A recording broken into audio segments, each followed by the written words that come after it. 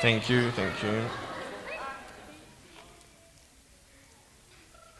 I'm coming! Ready?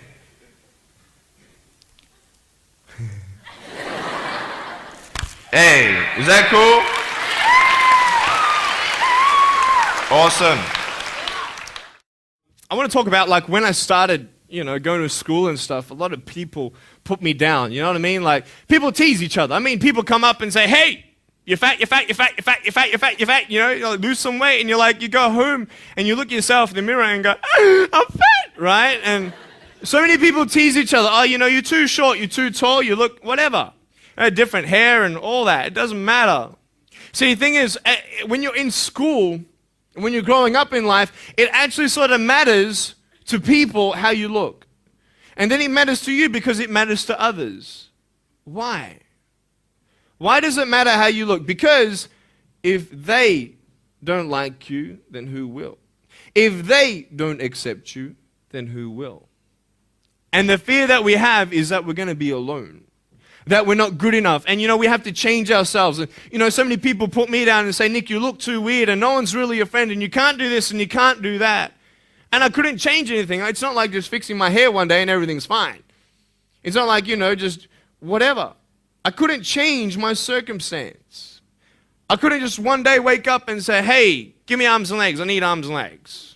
You know what I mean? Like, I went to a bodybuilder, and said, can you make me some arms and legs? No, joking. Bodybuilder, you get it? Right? So here's the thing. I go up to people, can you give me a hand? Just joking. But it was so hard because people put me down. And I started believing that I was not good enough. I started believing that I was a failure. That I'd never ever be somebody who people would like or people would accept. And it was so hard, man. I thought to myself, I can't go on the soccer field like everybody else, and I can't ride my bike, and I can't skateboard, and all these sort of things. And I started getting depressed. I thought, what kind of purpose do I have to live? I mean, are you just here to live to die? I mean, is there not a purpose for me? Is there not a purpose in life? And I had questions and no answers. And I asked my mum and dad, why did this happen? I asked doctors, why did this happen? And they don't know. There are some things in life that are out of your control that you can't change and you got to live with. The choice that we have, though, is either to give up or keep on going.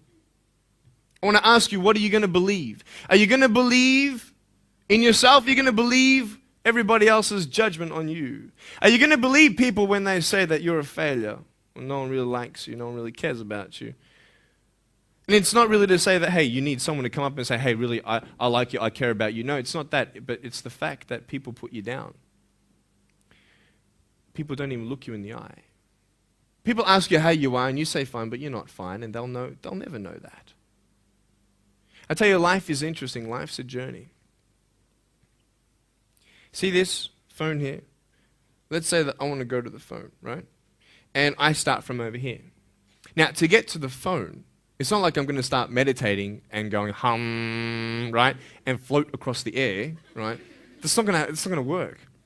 It's not like I'm going to go hum and woo, it's not going to work. So I have to take one step at a time, one step at a time, one step at a time. You can only take one step at a time. I don't care how big your step is, it's only one step at a time. You can't do two steps in one. You understand? So it's like one step at a time. And you take steps in this direction, you take steps in that direction, sort of get lost along the way, and sometimes you fall down. Now, to illustrate my point, I'm going to jump off the table, do a back twist, and land on the floor. Okay? Is that cool? Are you ready? Oh, there's a clock there? Okay, can you move the clock for a second, please? Beautiful, beautiful. All right. You ready? So, are you guys ready? Just let me know when you're ready. Are you ready? Okay, ready? 1, 2. I'm joking, man. Are you serious? Just put the clock back there. If I did that, I'll break my arm or something. You know what I mean? But honestly, along the way, you might fall down like this. Ready? Right? Hello! Right? So what do you do when you fall down? Get back up. Everybody knows to get back up, because if I start walking, I'm not going to get anywhere. But I tell you, there are some times in life where you fall down and you feel like you don't have the strength to get back up. You sort of put a mask on your face when you come to school and pretend that everything's okay when it's not, and you go home and lay in your bed when no one's looking at you, when you don't have to impress anybody, and you're yourself. And fear comes in.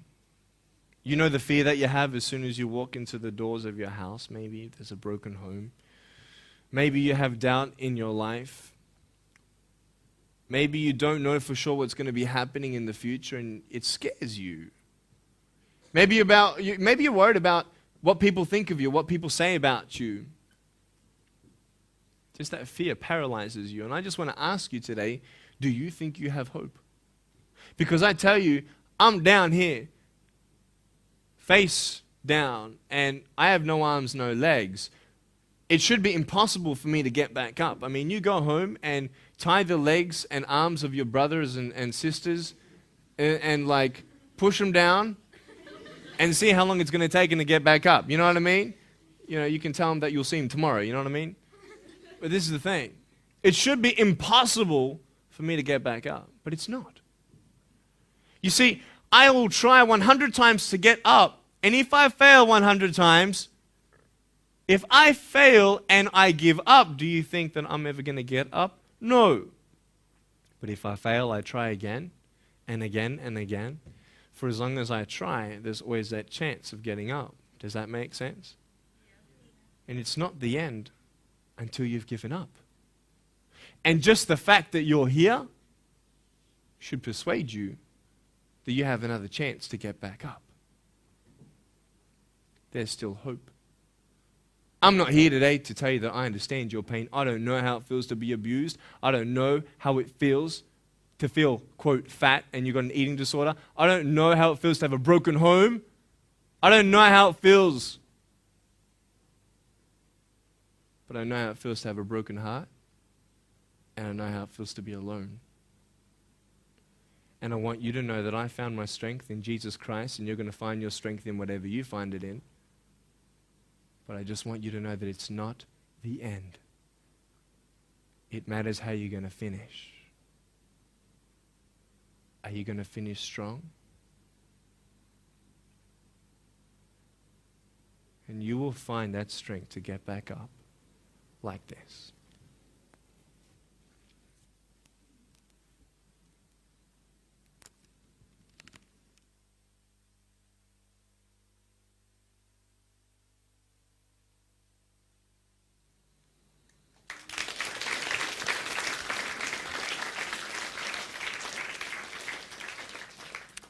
How did I get from depressed to who I am today? Because I tell you, I was depressed.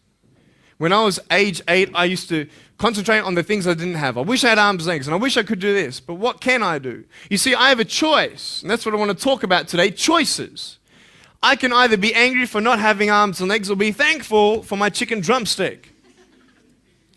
And you see, I can still do a lot of things. At home, I can brush my teeth, comb my hair, get myself ready in the morning. And I'm traveling around the world. It's amazing. But I had to ask myself a couple questions. And the first question was really, who am I? Who am I? I'm Nick Vujicic, but who is that? And it's funny how the friends around you sort of determine who you are. You change yourself. You come to school. And everybody swore around me at high school, so I started swearing. Why? Because it's the cool thing to do. Everybody swears. So I don't want to be left out. And I want to be accepted, so I started swearing. You go to a party, everybody's drinking, so you drink. Why? Well, everybody else around me is doing a big deal. And you start losing yourself, and you start putting your security in temporary things. You start putting your happiness in things that won't last. You can get drunk all you like, but in the morning, you're going to be sober with a headache with the same problems. You want to be high the rest of your life on drugs? Everybody says, don't do drugs, don't do drugs. Well, why? Why do we even go there? It's either out of curiosity, peer pressure, or trying to escape reality. Basically, three things. That's why we go to drugs.